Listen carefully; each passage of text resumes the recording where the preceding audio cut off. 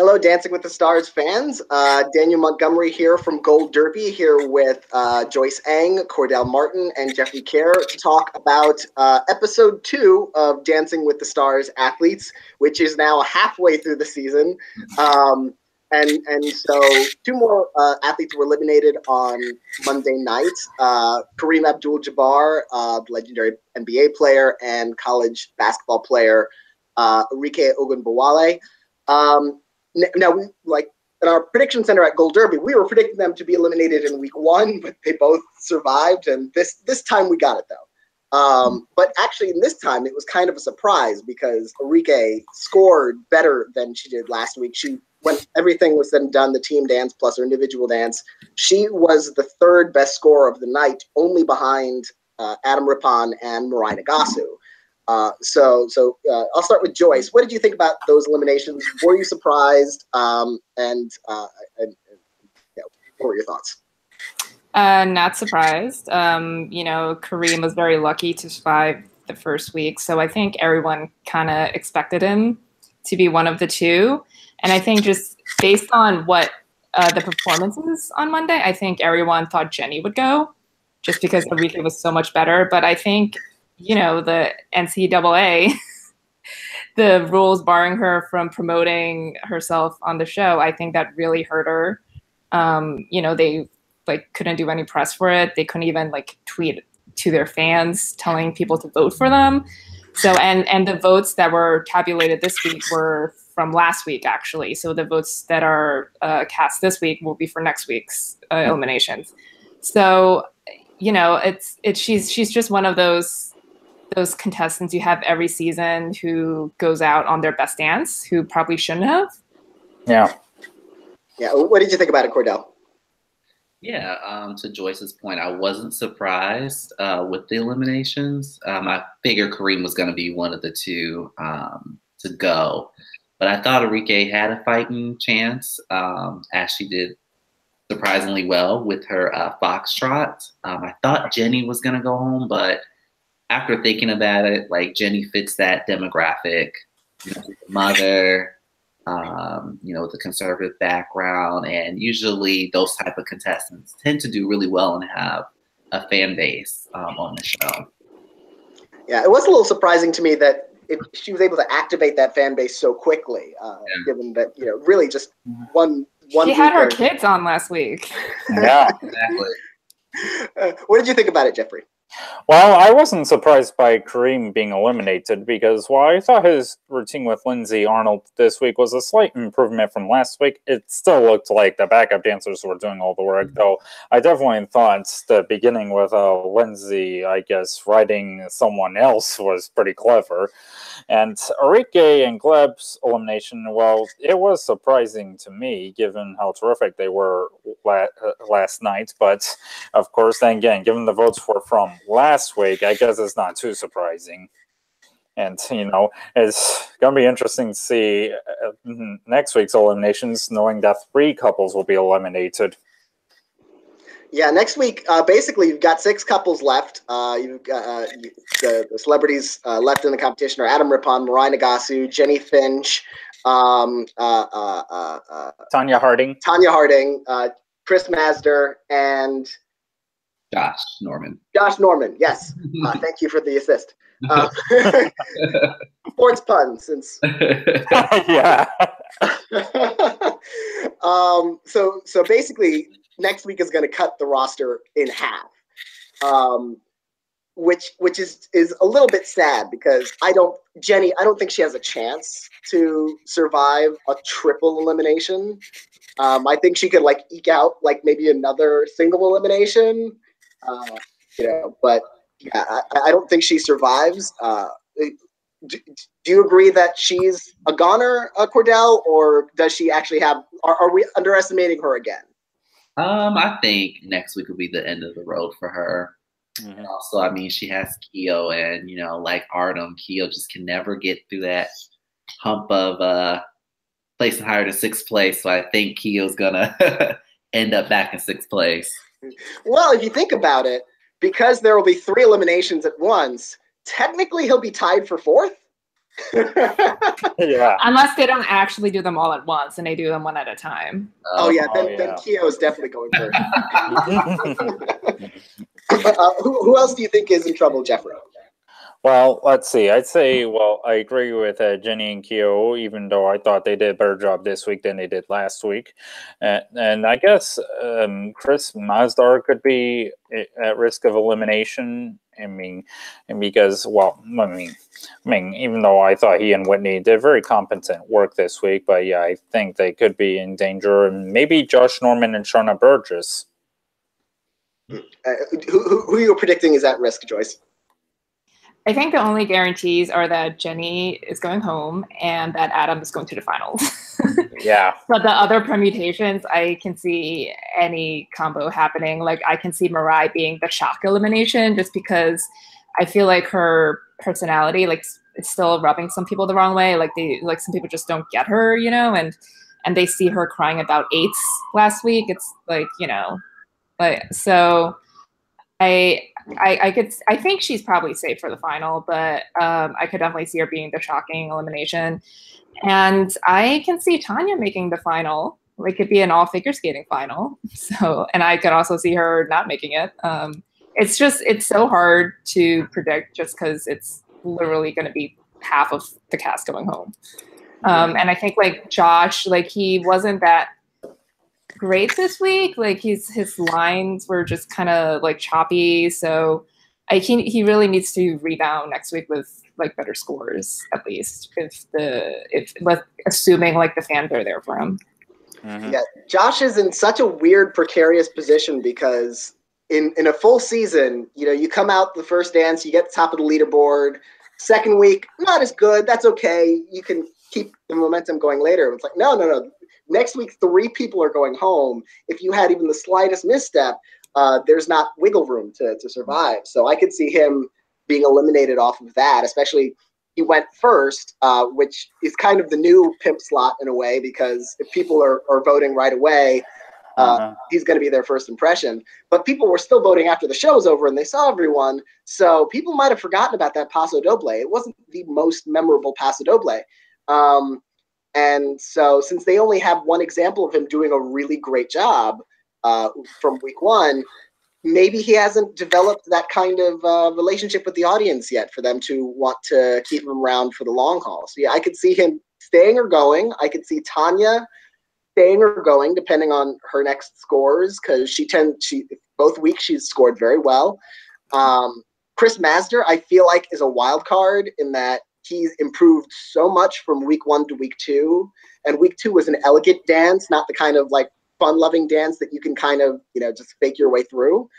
So I could see him being a surprise in the finals. But yeah, it could go pretty much any way with those other 4. So Jeffrey, go to you first. With the team dances, the 8 celebrities were split into teams of 4 couples each. Team 1950s tennis and team 1970s football. Which team did you think did the best job? The judges picked team football. I agree. I thought team football was definitely the goal. I mean, pun intended, because that routine literally had everything you would want in a group dance. While the tennis team, I thought the whole routine was all right, though it did get better in the end. And I also did like the 50 spin on Hit Me Baby One More Time. Yeah, that was a really good version of what turns out to be a really versatile song that I would never have guessed from Britney Spears. I also thought team football was the best. I thought the tennis team was fun, but a little all over the place. It was very chaotic in a fun way. It wasn't awful to look at, but it was just okay, I see what you did there. Did you purposely say chaotic because that was the name of Britney's reality show? Oh, I did. I'm going to take credit for that pun, even though I didn't intend it. Brittany and Kevin, chaotic. So next season on Dancing with the Stars, they will be the next rival celebrities. Kevin Federline. Oh yeah, that'd be interesting to have a season where there's an ex couple on the show. What did you think about those team dances, Joyce? Well, I love tennis, so I'm already partial to the tennis team. And like, obviously they were not better than football, but I enjoyed watching them more.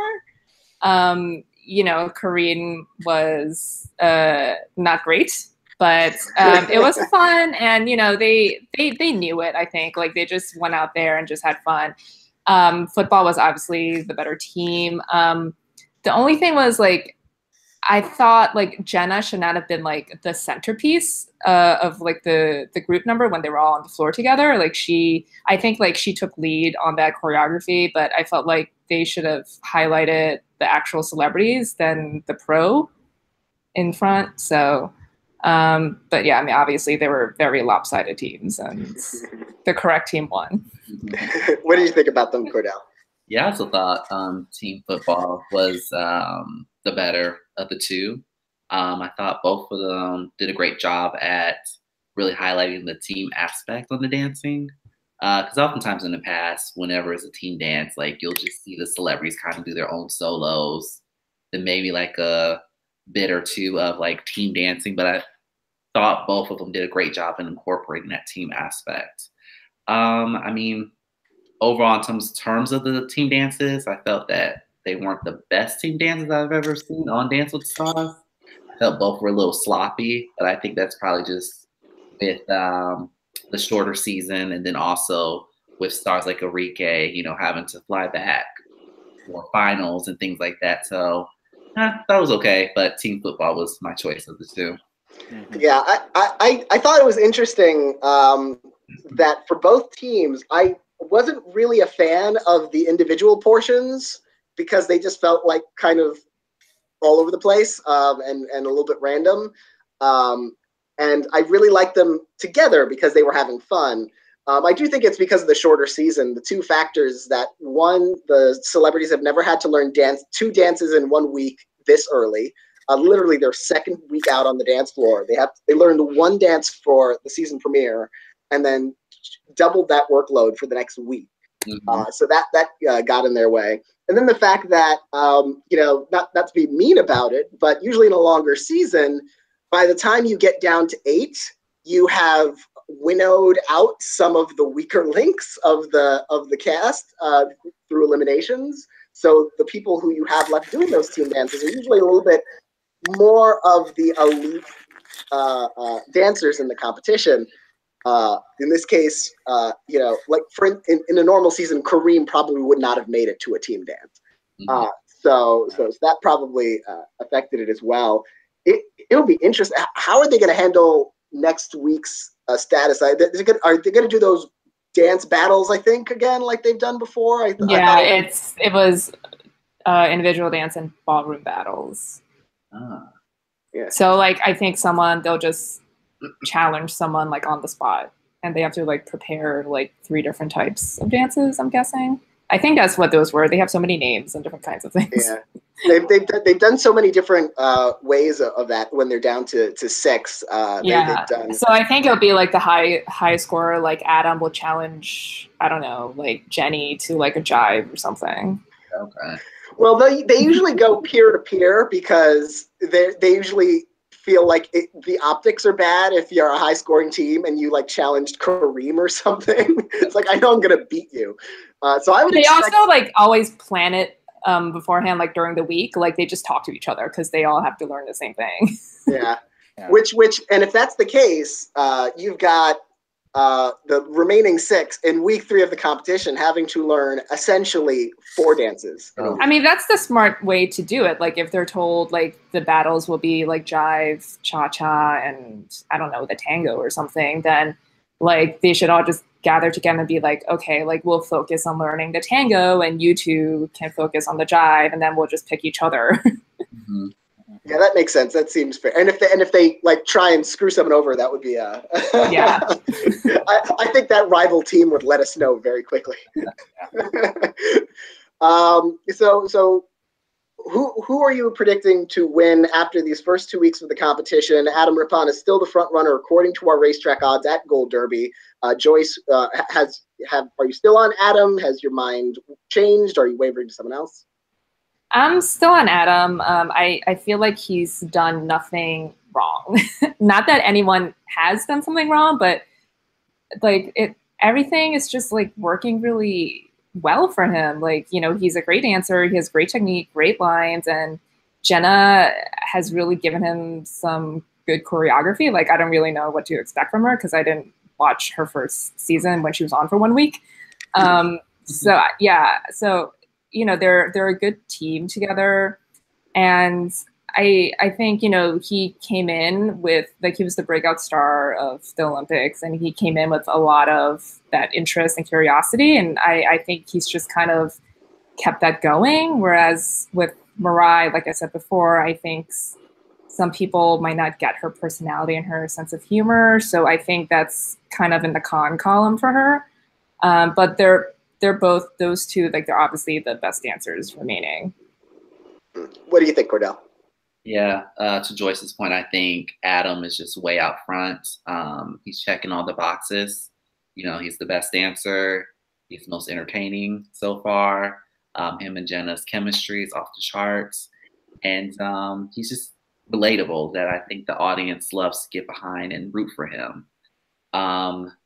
If this is a longer season, I could see someone like a Chris or maybe Josh just getting that last minute momentum to challenge him for the win.